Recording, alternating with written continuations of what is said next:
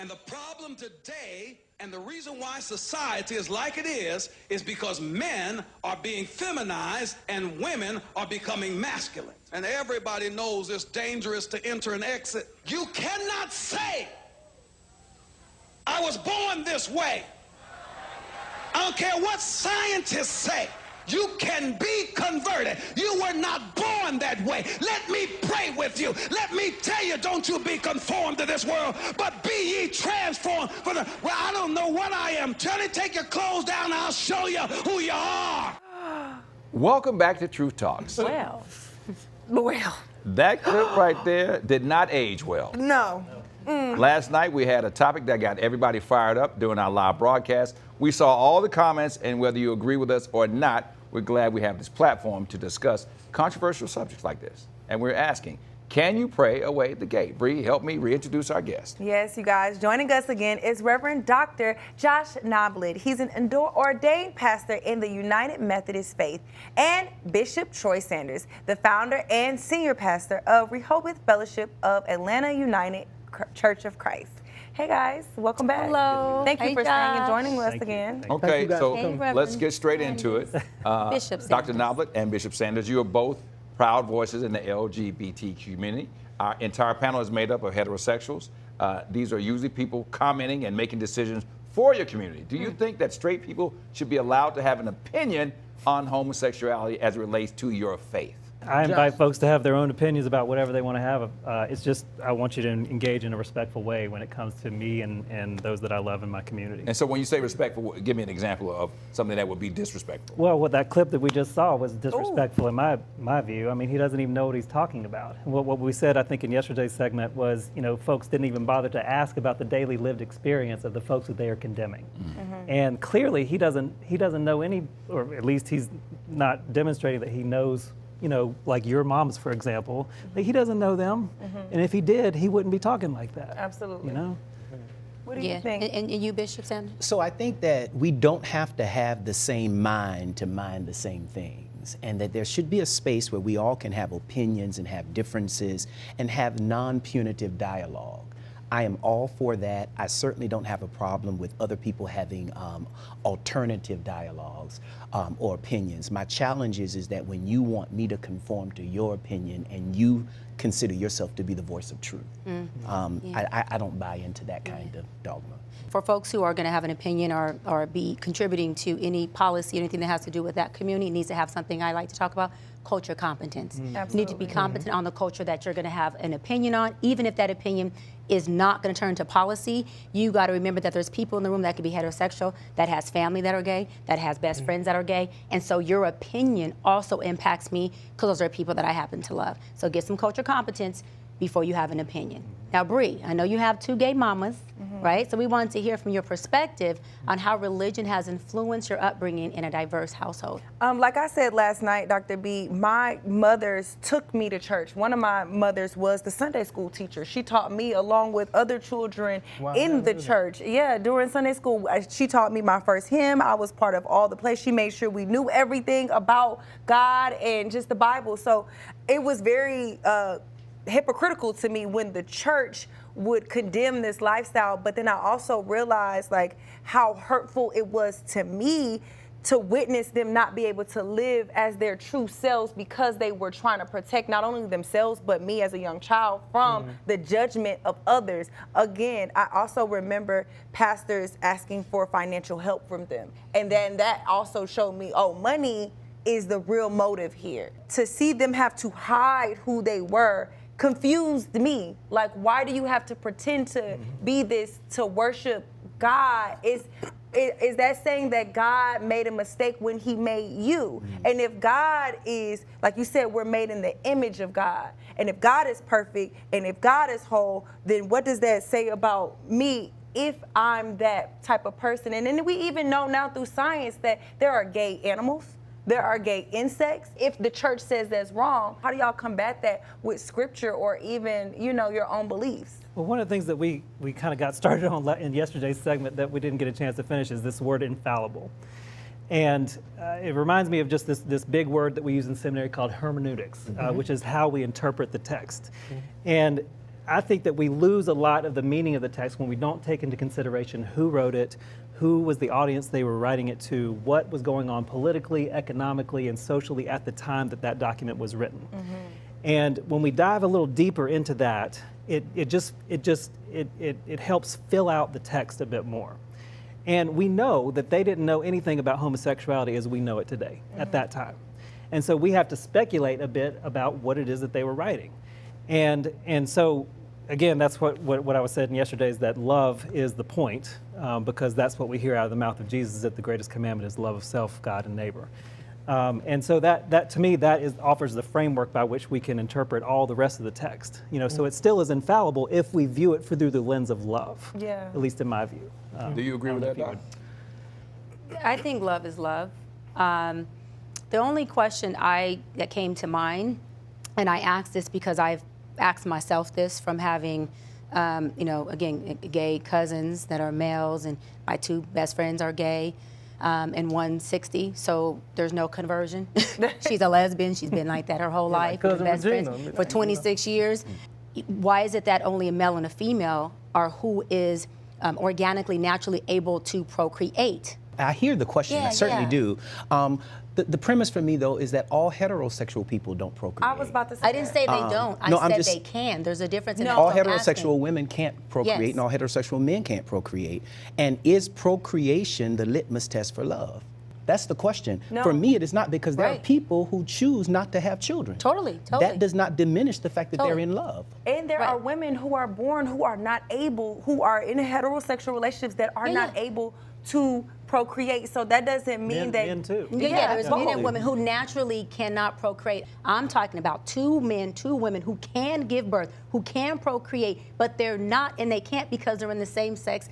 I guess what I'm saying is, because I see their love, I'm almost thinking, well, damn, like, why can't they? Does that make sense? Because I know when I'm in love with, say, my man, I've been engaged, I think of the day that I can birth something that's mixed with his love and my love. Not that that's what love equates for everybody, but for me, I'm going, I love this man so much that I want to be able to create something that's him and me. I am a mixture of both of my mothers. I am so much, and I tell people all the time, people are like, you're so well-rounded. But we're talking about DNA-wise. I am. DNA-wise. To my core. No, it doesn't matter about who I am, like what I look like. I am a mixture of 2 women who decided we love each other so much. We want to join together, go through science to have this child. They raised me and committed, out of love, and committed to that. To this day, I have my I call her my nana, because back then I couldn't admit to her being my other mom. I have my nana's her work ethic. I have her financial stability. I have her knowing how to say, like, there are certain qualities. I'm so much more nurturing. No, I get the learned behavior. No, I get the learned behavior. Then I have the hustle from my biological But that's mom. the love. That's the learned behavior. And I see that in you, and it's beautiful. Yeah, the love makes me well-rounded. But I'm talking about the biological DNA genetically of 2 people, baby. I see that they made you.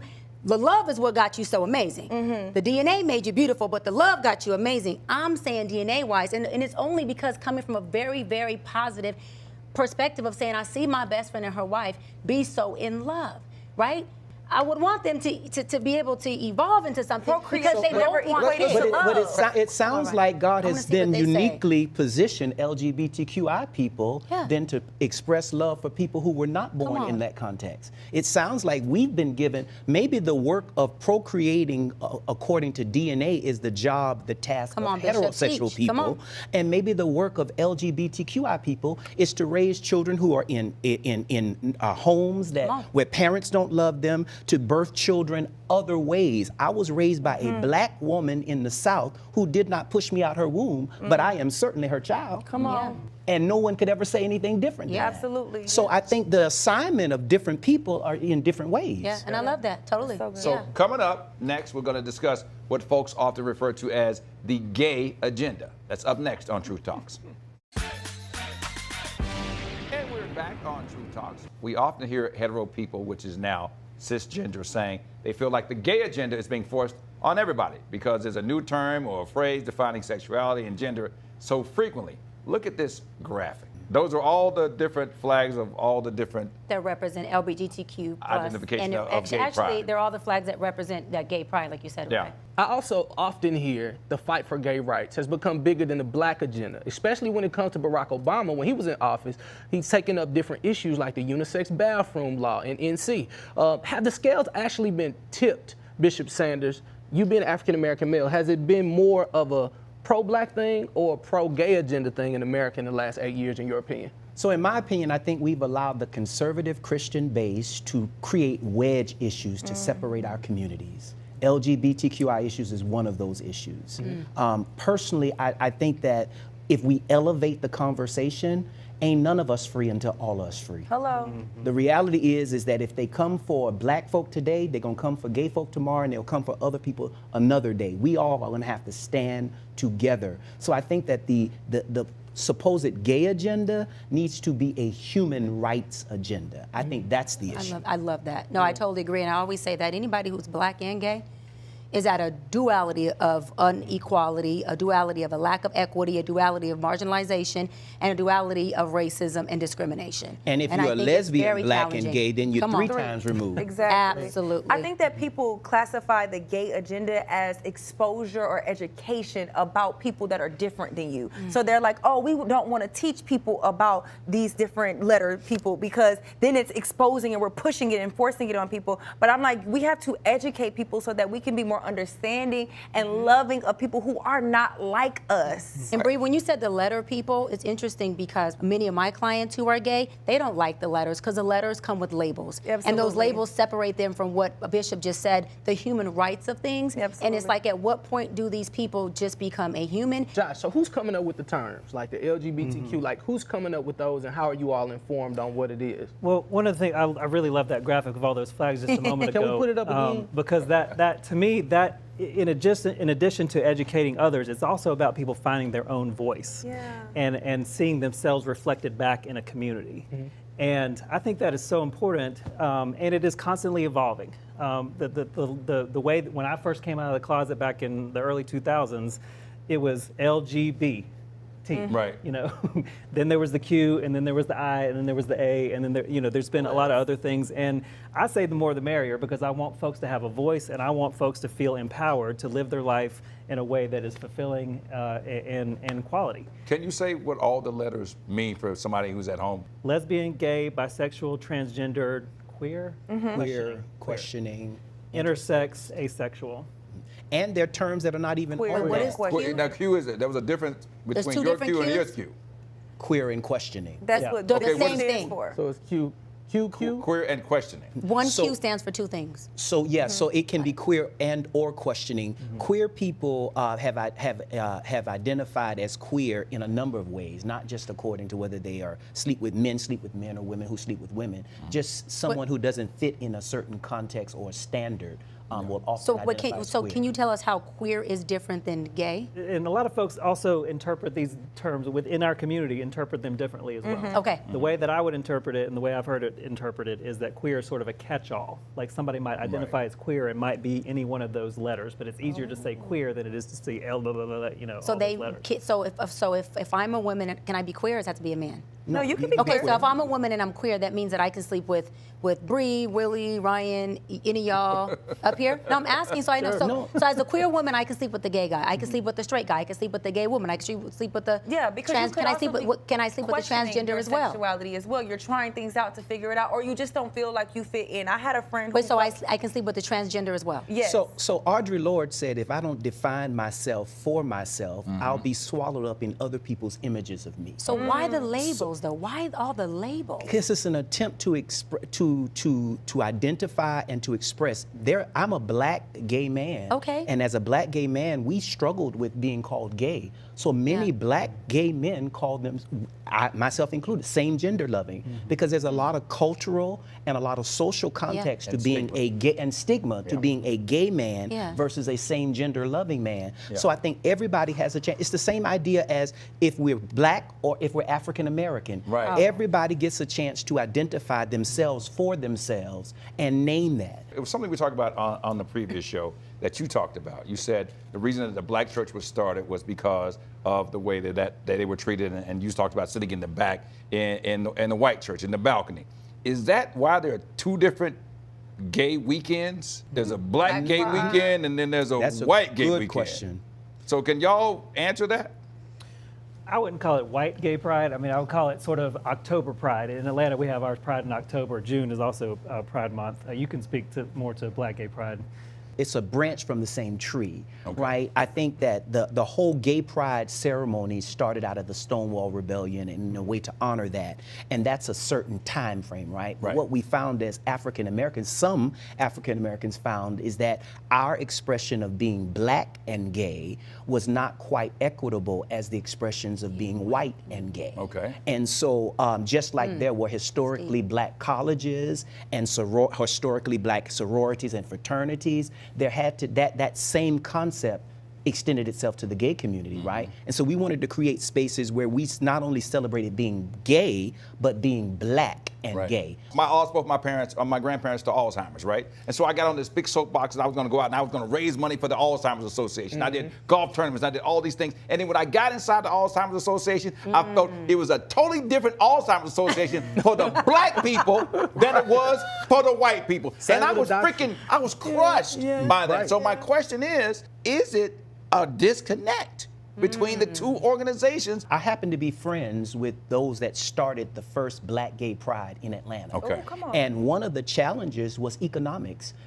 Large sponsors, I won't call their names because we're on the broadcast, but large companies would get behind main pride and put major dollars behind a gay pride, but black gay pride struggled financially because there is a divide. So there were resources that were available to the larger pride celebration and committees that were not necessarily made available to black pride. So there is some discrepancies between the two. I also had a gay uncle who was like a father figure to me, and he was very masculine. And I think that he struggled with people calling him gay, even though he was a little bit more out than my mom then. He struggled with that because people often meant that it made him less of a man. And my grandmother will tell you he was probably more of a man than her other sons, than that have ever been for her, because of how he stood up and was there for the family. So I think, like you said, especially in the black community, we struggle with that gay label because people will try to make it emasculate you as a man. So femininity, right? So two lesbian women will be eroticized by heteronormative men, but two gay men will be demasculated, right? And then we have to also name, though, is that I'm also feminine, masculine and feminine, and I get to name and own both of those energies. Twin-spirited, right? And so we have to do some work around why do we demonize femininity in men. Wait, I love that. I You're call a whole it tutus man and Timberlands. and embrace all of it. Tutus and Timberlands. Some days I want to wear tutu, and some days I want to wear Timberlands. And I call him embrace the whole man. Can I ask him this, because I really got a really big question. So can you tell me the difference between gay and same gender loving male? Can y'all explain that again? It's referring to the same category of people, but there's a lot of history behind, negative history in some places behind the term gay, right? So and like the N-word. So you like, no, absolutely. So we reclaim or use another word to separate ourselves from the trauma that might have been associated with that Like particular Negro. term. Yeah. Yes. I do want to say this. It was last year, one of my dear friends, and I've known them for years. I call her my sister. I'm adopted. So when you adopted, you got a lot of sisters. And I walked in the house and I seen 3 boys on the picture. And I was wondering, like, okay, so she had where's Taylor? And Taylor came back from college, and Taylor now is a boy. It's always different when it hits you in your own household. And that's when my heart became extremely compassionate, because I realized, like, this was something that she could not shake. And this was something that I couldn't pray away. And it took her a little while to start to come to the barbecues and all that. But I picked her up last time I was in St. Louis. I'm like, hey, we riding. You and her. She was like, they. I was like, God, it's gonna take me a minute, boy. Yeah. But and just loved on everybody. And man, I think there has to be a voice for everybody. when you are asking out of genuine curiosity, most people in this community are happy to answer your questions. I have always been like that myself, but when you come attacking somebody or telling them or chastising them or demonizing them and telling them they going to hell, then of course I don't want to talk to you. Yeah. How do I ask it in a way that's going to become the most respectful, right? But if I'm asking, let's just say, you know, Willie and Ryan a question about just them and a woman, I don't feel like I have to do that screening. It's because there's a keen sensitivity in me, and I think most people who are asking y'all questions who really just want to know, so we can know how to love on you better, how we can know how to support you, we can know how to be sensitive to the words, and how do we ask it right, and how do we be around you and support you and provide resources. Does that make sense? So those questions, like what I'm asking, are a lot of people want to ask them, but they feel like, how do I ask it without looking homophobic? They should, and that's called emotional intelligence. I feel like Ryan would be maybe sensitive about asking me something about something feminine, Ryan. So you should be a little bit sensitive. So up next, Dr. B has been talked about more than anybody on this panel. Accused of being all kinds of things. She been in the closet, out of the closet, in the trunk, out the trunk, all these things. So we'll hear all about it when we come back on Truth Talk. She's been everywhere. Y'all ain't right.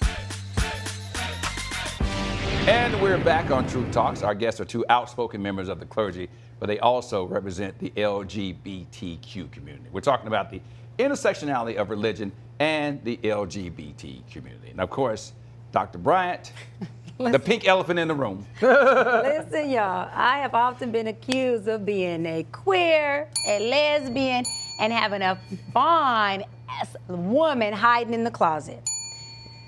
But I'm also a strong Christian, and I know my Bible well, okay? But as a heterosexual woman, straight woman, how can I answer that question, y'all, and be strong in my opinion without being accused of being homophobic? Seriously, like talk to me a little bit about that. How can I answer that like question? her who's being accused, and she's like, no, I don't, without having to say, well, you know, no disrespect to anybody. But I'm not. Like, how does she not be homophobic when she has a strong When I answer that opinion of who she question. is? Well, I mean, I don't interpret that as homophobic. I just interpret that as you speaking your truth, you know, and I don't hear you condemning anybody else. You're just speaking for yourself in terms of naming who you are, where you fall in, you know, on the sexuality spectrum. That's what I hear. I mean, I mean, if somebody takes offense to that, I'm not sure what's going on in their life that they would sort of, you know, impose that narrative into what you're saying. Yeah, but it happens a lot. So I have not answered that question or even approached it, addressed it. Thank you, addressed it at all, because of that, right? So it's like, how do I say, heck no, I ain't gay. I'm straight without it sounding like, hell no, I'm not gay, right? But it's like, I don't have a problem with anyone's sexual preference. Okay, but I also know that I have the right to my preference, and my preference happens to be heterosexual. Yeah. But I also know that I don't have to run around saying, hi, I'm Dr. Bryant, a straight woman, and identify with a letter or identify with my choice or my sexual preference. And I know that there's a group of people like y'all who do. And even me saying like y'all, I don't like the separation because I look at y'all as human beings. I don't look at you as over there and I'm over here. I look at it as we are just humans that happen to come together, and whatever walks in the room, we know if it's for you or for me, and it's very clear, right? So what would you deem disrespectful? So if somebody is online and they're saying, you know, you're gay and you're this, that, and other, and they defend themselves to say, hey, you know, it just sometimes feels like it's very hypersensitive, and it's a thin line between, you know, I don't know what it's going to look like coming into this year, but there was a cancel culture that if you said anything wrong, that was you almost had to do like back in the day how white people had to do with black people. Like, now listen, I don't want black because I got a black cousin or a black friend. You had to always 100%. Say, well, you know, I got a cousin who, and I love him. And so how do you make sure that you know, you guys aren't offended when someone has a strong 100%. Opinion on who they are? So I think for me, I have no problem if someone comes in and asks me, are you a straight man? I say, no, I'm not. Right. Point blank, period. And I think that any baggage that I carry around my own identity will be revealed if someone asks me and I'm not comfortable. But as long as I'm comfortable, I don't consider that to be homophobic. If someone, so people ask, you know, well, if I saw an attractive man and he identified as straight, that doesn't offend me because that's how he identifies. Right. Yeah. I think we all have an opportunity to name ourselves for ourselves. So and I don't see respectfully, you can always say, I have no obligation to share what's going on in my pants besides with somebody who's in my pants. Yeah. You get what I'm saying? And that's how I take it, but Willie's right. But I want to ask you this because I think we talk about the cancel culture, and for a lot of people, you almost feel like you're walking on eggshells when it comes to talking about anything like that. Because even off the camera, before I was like, man, I don't want, because we want to go viral, but I'm not going to do anything because I don't freaking know.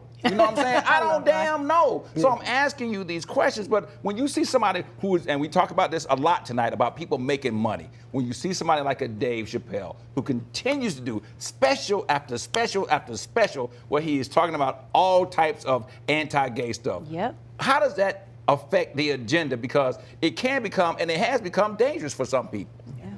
I think that what we believe and how we voice what we believe has consequences. And I think someone said it earlier, when love is at the forefront, right, you have to lay our weapons down. And I think that's across the board, whoever it is. If we're having conversations that's non-punitive, I think it creates a space for people to be able to be more vulnerable. So, but Willie made a good point, because I do lead with the truth, which is my best friends are gay of 27 years. She's my travel assistant. She looks gay. She travels with me everywhere. And, you know, even then, people see her. But you got attacked on that, right? though. I get attacked online. However, people see this woman with me on every social media, on my speaking tour, everywhere. She's not only my best friend, she's my assistant. So they see her everywhere. She dresses like a tomboy. It's clear that she's a lesbian, and it still feels uncomfortable at times for me to be able to say, I'm not freaking gay, right? And this is the point. This is what makes it even wilder. It makes me guilty by association sometimes with her. I don't care, but there's been times where she's told me, Shy, do you want me to dress different to your event so I don't think you're gay? And in that moment, years ago, I remember being like, yo, like what? Like it totally, I'm getting emotional now about it, but it totally crushed me and broke my heart, because I'm like, do I want you to switch up your identity for these motherfucking people?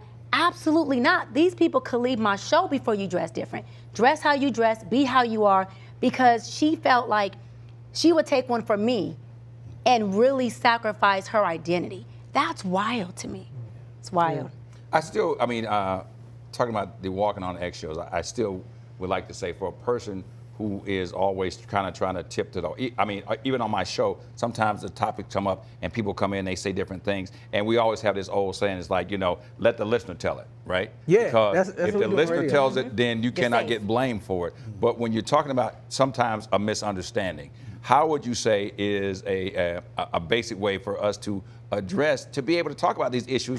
Somebody called in, they talked about cisgender and they didn't say it right, and these people just came, they was going crazy, and I was like, I don't even understand. So what would be your advice for somebody who may not have the knowledge to speak intelligently on this while still being able to have a conversation, if that makes sense? That all sounds like trauma response to me. You know, as a therapist and somebody who works with folks working through a lot of these things, and we talk about triggers a lot in my counseling practice, and I'm sure you hear that a lot with your clients as well. Things like tone of voice, choice of words, facial expressions, gestures, things like that can be triggering, because what we do is we're always interpreting everything around us through the lens of our own lived experience. And so when I hear that tone, my mind is going to reach back into the archives of my own lived experience to where I've heard that tone before, and it sounded like a condemnation back then, and so I'm hearing you say it now, and so it's a trauma response to what's happening. And we are living in traumatic times. You don't need me to tell you that right now. And so what I would say to folks that might jump to conclusions about something is, do we have enough information to really make an appraisal of what's being said right here? One question I would have for you is, you know, it sounds like you get quite a bit of feedback about your sexuality or speculation and whatnot, and you have asked and answered it. Why do you feel the need to continue to address it? Well, I've only addressed it now. This is the first time I've ever addressed it. I mean, it goes viral. They have huge bloggers. I don't want to say names. The biggest bloggers have videos just about me and this girlfriend that I don't have, that she says I have.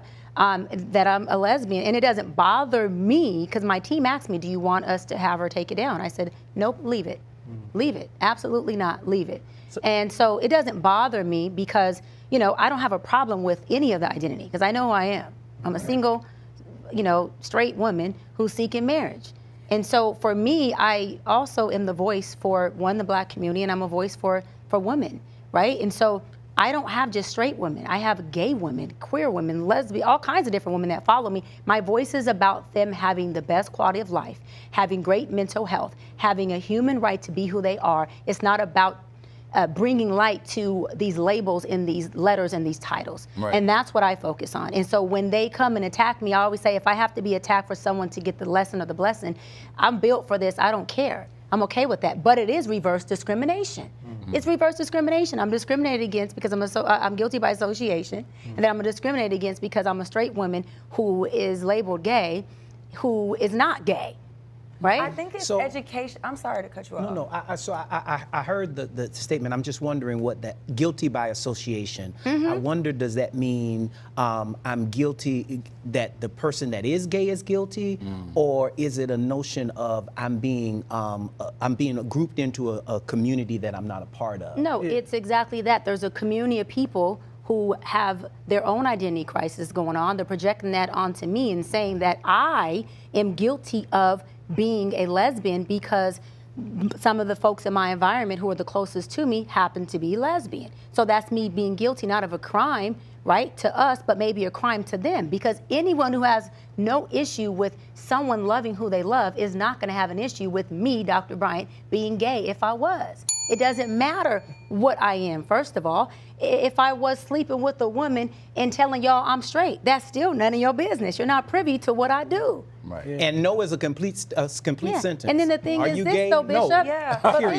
I'm in we talked denial, about though. that. I'm Yeah. in denial. The thing is that I'm in denial about it and that I bash men because I am Because a you're a lesbian. closet And so lesbian. I'm a closet lesbian. And so when I come out, I'm bashing men. Yeah. That's why. So I I think you speaking of it is educational, though, because also me growing up and people assuming that I would be gay because I was raised in this household. You're exposed to it. You must be gay. It's going to happen eventually. Right. People literally You're told gonna me convert. that I was going to grow into gay. And I never did. So I'm proudly educate people that, hey, yes, I come from this household, but yes, I am heterosexual, because I think it's a chance for people to expand their own mindset and realize, oh, you can be exposed to it and be around it as a child and not be inquisitive and want to veer into that lifestyle. Oh, this beautiful woman can have these strong opinions and have friends that are in this and be exposed And to go it. to the gay club because I'm going to support my best friends at the gay club to find her a woman. I think it's a way to And the gay educate club is people. awesome, by the way. So coming up next, we're going to get final thoughts and talk allies versus Donald Trump when we come back. You're watching True Talks. And welcome back to True Talks. Let's talk about allies. Dr. B, let's go. Reverend Dr. Josh and Bishop Sanders, right? What do you say to the heterosexual people who are your allies and support you? However, they don't believe that homosexuality belongs and should be accepted in your church or in your place of worship? Great question. I think, first of all, we have to define the term ally, right? Because someone, it's the difference between being celebrated and being tolerated. And I choose not to just be tolerated, I choose to be celebrated. I don't have a notion that everybody will believe like I believe.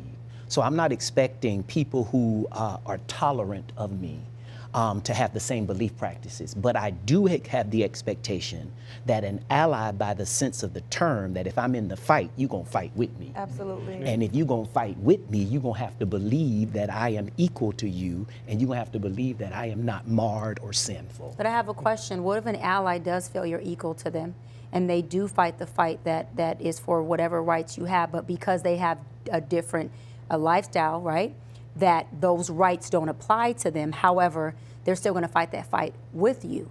They just don't believe in what you believe. And I ask that because I'm president of NAACP in Los Angeles, so I fight for human rights.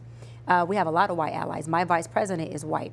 And so there's a lot of things that he and our white allies fight for that they don't understand what the hell it is. But they support us and they support the black community.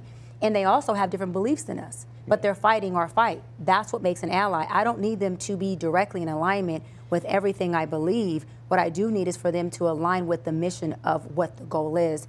So for me, the question would be, the ally then gets to pick what fight they show up for? No, the ally Because is supporting all your fights. They just may have a difference in opinion about what you believe in. Well, how I am honored in the house of worship is a fight. Absolutely. And I'm looking for the ally to stand in that fight But what with if me, they're just like they fighting would that stand. fight with you? They're just saying behind that fight, hey, Bishop, I believe differently, but I got your back. I'm going to fight it. I just believe it differently. I understand it differently, but I'm fighting that fight with you. I'm going to fight the fight of worship. So they agree to disagree. No, what I've heard religiously, they've taken sin off of the table as homosexuality not being sin. So for the larger overarching Christian They just like, hey, I respect you, I honor you, I love you. However, I believe a lot of Christians are just praying like, okay, cool. You know, God's gonna figure that thing out. Until he does, I'll just love you through. So when it comes to the house of worship, the overarching Christian thing, which they will not say because it's a hypersensitive community now, it's like, hey man, the truth is, when grandmama come in, she gonna love you and your girlfriend. But when she come to that prayer section, she gonna be like, we just gonna pray for them just a little bit. That's because not they an have ally. an understanding. And They so just have an That's understanding. double-minded. That's double-sided. You cannot say that you support me, that you want me to, you know, read the Bible, that you want me to have a relationship with the Lord, but then behind closed doors, you praying and hoping that I one day turn my life over. That's not an ally. You are ultimately against me. You're pretending. One of the things that a phrase that we have in the Methodist Church is called the process towards perfection. That we are all in process. We saw this with Barack Obama when he was the president around same-sex marriage. That he was not there, and then he evolved in his position and embraced it and led to the rights that we have today. I think we are all in process. Even myself, in understanding about issues around race and gender, hearts get changed through shared values and shared experiences, not through a scripture pissing contest or through some kind of scientific, you know, beating somebody over the head with scientific fact or anything like that. It's through, you know, the shared, you know, just shared experiences together. And I think the true essence of respect and love is saying that, like, my best friend, she can be gay. I don't choose that. It doesn't mean I'm praying against her, Bree. It just means that I'm not in agreement with that for me. It doesn't mean I don't support her rights. Doesn't mean I don't have her back. For me. So I'm not but gay. I am my best friend's I'm an ally. number one ally. I do not believe that LGBTQI people are sinful, but it seems to me that there's a different standard, right? We don't ask a drunkard or another type of person who we note as sinful, how do I engage you when I disagree with you? Either I'm in it with you or I'm not in it with you. Why is there a different set of rules in the house of worship for LGBTQI people? Respectfully, I'll be honest with you. Because of the hypersensitivity and the cancel culture towards the culture of LGBTQ plus community, it just gets a little tough. If my uncle drunk, I'm just like, boy, don't you bring your ass back over here drunk. Grandmama in there. But if I come in there and say, hey, you know, hey, don't you come in here like this, that, and the other. Oh my God, now it's cancel culture. Don't let it mess around and get on tape. And so it just becomes a little hypersensitive. So here's the thing. I do understand everybody has their choices, they have their rights, and we understand it, and we are to love everybody. I think the bigger thing with conversations like this that you can only get here on Truth Talks, where we really get down into the minutia of the community, if you don't have conversations like this, then you don't actually know. Like a lot of people who are bashing the LGBTQ community just won't sit down and have an open mind and understand some of the things that they've gone through. So to be honest, I want to thank you both for being so open and honest on this show about religion and the LGBTQ community. I have one last question. President-elect Donald Trump has been very hard lines and perspective about gay marriage and the LGBTQ community. What do you envision is coming up from him on day one, as he's already said that there's only two genders, female and male? What are your thoughts? Starting with you, Josh, and then I'll head to you, Bishop. Well, again, my guess is that President-elect Trump doesn't really know any transgender folks or has never really interacted with any of those folks, because if he did, he would not be talking like that. And the rhetoric that he has encouraged and has given himself only brings down harm on those who are suffering the most and who are the most vulnerable. And I just think it's unnecessary, and it really causes a lot of harm. Do you have a vision of what you think may happen? Are there some conversations that you all are having now to say, okay, how do, because for us as African-American people, with DEI leaving and so many other things that had already been progressively moving forward, we realized that we got to have think tanks. We got to be smart. We can't be so loud about what we're doing. We're going to have to create some different things so we can make sure that our local communities are doing what they're supposed to do. Have you all been having think tanks on how we're going to have it? Well, 100%. A number of my clients and a number of my personal friends who are part of the trans community have been coming up with a plan, you know, packing a little emergency bag, coming up, you know, identifying a list of names of places they could go, you know, planning for the worst. And it is heartbreaking because it doesn't have to be like this. You know, it does not have to be like this. The transgender population is such a small segment of the population, and yet here we are focusing so much of the national dialogue on this. These folks just want to live their lives. In peace. In peace. I'm under no delusion that I'm going to have a friend in Donald Trump in the White House. Come on now. I am clear about that, right? But I'm also clear that in 4 years, Donald Trump will be gone. This is not the first time I've been hated in America.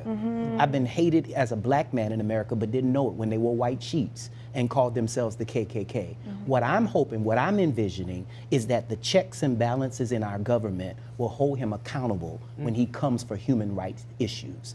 I'm hoping that the legislative branches of government and all of the other people that can stop the madness that he is looking to ensue will actually work. And yes, we are having think tanks in the LGBTQI community, but the truth is you're not going to put your battle plan out in Front Street so that somebody can shoot it down. So we're doing it, but we're being strategic about what we say and how we say it so that we can move in silence, similar to the way that he did to set himself up to get reelected. Really quick before we go, since these 2 episodes were about church and the LGBTQ community, what do y'all say, or how do you feel about people saying that the people and members of that community will not make it to heaven?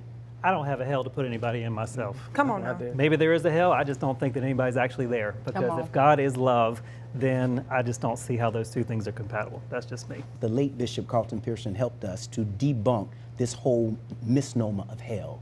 I'm not afraid of going to hell. The redemptive work of Christ takes me out of the notion that I'll go to hell. I just believe that. So I'm not living to get to heaven. I'm living to be effective down here. Absolutely. Yeah, and God said, if you make your bed in hell, there I am. Now that's a whole nother theological concept. So then Come on, God would be baby. in hell. What is the demographic of your church? Because again, you're trying to get younger people to come into the church. And I know, all the big ministers that I know, they say we have a time clock. It has 23 minutes on it. And by the time it gets to 2 minutes, if we don't wrap up our message, we have lost the congregation. I was like, for real? They was like, that's how it is now. No longer can you go to church and be in church 3-4 hours or whatever. So what is the demographic, and how are y'all trying to encourage younger people who may have these questions about their sexuality, who want to be embraced and nurtured? How can you explain if that makes sense? So I think the first thing is we have to name the church at large is in crisis. Ever since the pandemic, we have not come back to where we were before the pandemic. Nobody in church pretty much wants to be in church every week anymore. And I think we have to lean into that. That's the first thing. So I think we have to look at new and innovative ways to recreate worship spaces and models for worship. The demographics of my church, so we are in a decline just like every other church. And because we are a marginalized community, we're in even more of a decline because we're marginalized, right? But we have the beauty of worshiping. My mother and several others of my biological family members are members of our church. Okay. So while we're predominantly LGBTQI, we have a number of allies who are not, that don't identify as LGBTQI. Ally, baby. Hey, you named yourself as such. So I want to lift that up, right? And so that's unique because most of our churches, we've had to make a decision whether we would worship with our biological parents or biological siblings, or whether we would worship with communities that loved and accepted us. Right. So my community, we are actually blending that, right? And that's not unique. Those are the ways in which we're making things happen differently, but we still have to address the concern that the church is in a decline across the board, no matter what you believe. Is that the same thing true for you, Josh? The church that I served, it was, COVID definitely had a huge impact at St. Mark, but it was a predominantly white church with some racial diversity and skewed a little bit on the older side. I think part of the problem is that for a lot of, I'll just speak for mainstream Protestant denominations, it's not that people aren't thirsty for spiritual nourishment, it's just that what the churches have been serving is not really not nourishment. It's not. And so that's something that we really had to do some soul searching on. The other thing I think that was important at our church is that it was really important to have an openly gay clergy person up front in the pulpit, so that folks in the congregation could look up front and see themselves kind of reflected back and feel like they were part of what we were doing there together in terms of theology. Yeah. So Bree, what's going on? What's in your heart and your head right now? I'm so excited that we've had this conversation. It has even brought up fire inside of me of what I truly believe and how I feel like I can be more of an ally to this community. To me, an ally is someone, even if you don't necessarily engage in, which I will openly say I am heterosexual, have been my entire life, I feel the fire in me to fight this fight for this community and to know that, hey, they should have every single right that every single other human has, whether it's to worship Allah or worship Jesus or whoever they want to worship in whatever sense, they have that right to do so. Also, we've had so much dance around, and I feel like, before I move on, the ally thing, I feel like you cannot openly say you are an ally for the money or the praise or the community support if you're not going to be behind closed doors fighting that fight and debunking these issues or these misconnotations about this community. I think that, to me, is true allyship. I wouldn't accept that from a white person saying they were an ally for the black community. Oh, I like black people, I love black people, but I'm not going to go out there and march for you. No, I'm going to just write a check and I'll be over here. Or I support you, sister, but I'm not going to get in there and fight with you. I don't believe you should, I don't want my kids to go to school with black kids, but I don't have a problem with the black kids. It's the same issue to me. And then when we think about how we have these conversations, y'all saw that everybody up here got to ask whatever they wanted to ask because we asked it in a respectful way. I have no doubt that no one in here will ever be canceled for anything that they said today. So I feel like we need to take away this, I can't say nothing, or I can't speak, or I'm not allowed to ask my questions because I'm gonna be canceled, because that's just not true. As a human being, when you are dressing something up with love, or you're dressing something up with some type of hate or condemnation or condescending tone, you know what you're really meaning behind that. And it's just like, and I know the black community hate when I compare, but oppression is oppression. When a white person is coming to you asking you something out of love and pure curiosity, and when they're coming to you asking you something out of racism. So think about that when you get ready to question yourself or question these people on what their decisions are. I think this is an open space for education, and the more we talk about it, like you said, your daughters are so open to, and my son, and your son, they're so open to it. Why? And it's not a spectacle anymore. Why? Because these people have been allowed to live freely, and we see, they're human just like us. They eat, sleep, and shit just like everybody else. You got a curse sorry, word right Pastor. there. There you go. I'm sorry, okay. But you get what I'm saying. Their hearts pump blood just like everybody else's. So I feel like, just look at them, like Dr. B has said in so many other ways, they are human at the end of the day, and we all are, and we deserve respect at the end of the day. Gentlemen, we appreciate your time and perspective on this issue. There's so much more we could discuss, especially as our youth are discovering their sexuality and faith at the same time, but that'll have to be the next episode. So coming up, some relationship advice for the later daters next in Hit It or Quit It. And welcome back. Now, we couldn't call the show True Talks if we weren't candid with our relationship advice, and it's so good that we had to keep our special guest here. So are y'all ready? You know what it's called. Hit it or Quit It! Yeah. Now, to those of you who are new to the show, this is an opportunity to ask the questions that traditionally you're scared to ask. So check out what one of our anonymous truth defenders wrote. They said this: I like some dating advice. I'm a black woman, and I'm in my 50s, and I'm still single. Now, I've never been married, and I don't have any children.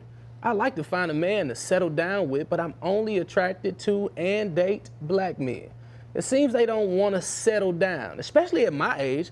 This is true for a lot of my girlfriends too. We on the phone and just talking and talking, and we all got the same issue. So what's your advice, True Talk? Because I'm tired of being alone, what should I do with men who don't want to settle down? I think you should pivot and quit it. Listen, girl, at your age, you have no time to play. I'm 42, and I have a list of things that I do and I don't do. I've made it very clear that if I'm dating you, you have to have no kids. If I'm dating you, I have to have full access. That's password and many other things, because I'm a transparency woman, not an honesty woman. So at your age, you have to figure out within yourself, what is it that you want and what boundaries you got to set and what are non-negotiables. If they come with the non-negotiables, then it's a wrap. If they don't have it, then move forward. Let's ask our pastors. What do you guys think? My question to her would be, what hobbies do you have? What are you doing to get out in the community and socialize so that you can be seen in your natural habitat and see other men that you might be attracted to in their natural habitat interacting? And sometimes, the list of I want this or I don't want that kind of fades away because you see somebody that you might not have initially been attracted to that becomes a really good match. So I was gonna say that too, like when it comes to getting out the house, I was gonna say try doing different things that maybe some black men and other races of men are doing. You might find that you might be attracted to somebody of a different race. So get out the house, girl, date around. Indeed. My first thought is, have you ever considered dating women? Oh, that's a good one. about the first one. Maybe that might open up some other opportunities for you. You know, they talk about the fact that women and men have a hard time getting relationships as they get older. And what you've got to be able to do is to go first, right? When you go out to your point, and go out into these communities and you go out into these places that are a little bit off the beaten path. Maybe you go up to the person that you've been sitting next to at the coffee shop. That might be your mate, but all you do is go and you order your Starbucks every day. It's the same person sitting in the coffee shop, but you never go first because you're so set in your ways. So if you want to have a relationship, that soulmate might be sitting right next to you, but because you don't want to go first, you may not have that person in your life. So my thing, women should definitely go first. Yeah, women should go first. If you know that you're in your 50s, you got no kids, you got no relationship, what do you have to lose? So she should go first and just act out of despair because she's of age. No. No. Despair? Where you get that from? No, So just she has to come in, she has to become the hunter. She has to say, let me not set myself up to be hunted, but because you said because she's of age and she has no kids, then she should just go first. I said that, because I think that if you want, age? No, because of anybody who's so used to being by themselves. You sit at home, oh my God, I'm just sitting there, I'm so damn lonely. Who is that, UPS? Is that you? Who out there? It's Prince Charming. Well, come on in, Prince Charming. That's not how life is going to work. You're going to have to go out there and find somebody and be able to be vulnerable to. Sometimes it just don't damn work. So Ryan, sometimes it just don't happen. So Dr. B, I want to redefine being found. That doesn't mean that she like, hey, you want to go on a date. It's just more so showing interest. What I've noticed is when women get a little older, they don't know how to bat them eyes like that no more because they've been through so much bull crap. So it's kind of like they have this stigma. They just look through a lens that's almost like, guys, they all the same. But if you see something you like, you don't have to, especially Christian women, the Bible says that he who findeth the wife findeth a good thing and obtaineth favor from the Lord. However, when you put yourself in a place to be found, bat your eyes a little bit. Come on and say, hey there, how you doing, young gentleman? And shake his hand. I'll be honest I got her latte and older his men are latte. divorced too. And it's a lot of men who are in their 50s who have been divorced and they actually they haven't been dating in a while too. So sometimes they don't know who's who. So give them a little bat and just give them an understanding of who they are. I think women should set themselves up to be hunted. Ruth did this really good with Boaz. Then he had a party, and Naomi, who was mentoring her, said, baby, go to that party because he's having a party. Put on this cologne, put on something sexy. It says it's in the perfume. And she said, when you see him, let him know, I want you. And she went to him and said, I want you, slept at his feet all night. He said, if the man who's next in kin don't take you, then I'll give you everything you want. And that's exactly what he did. So we got more. Follow us on all of our socials and right here on Fox Soul. We'll talk to you. Good night. Good night.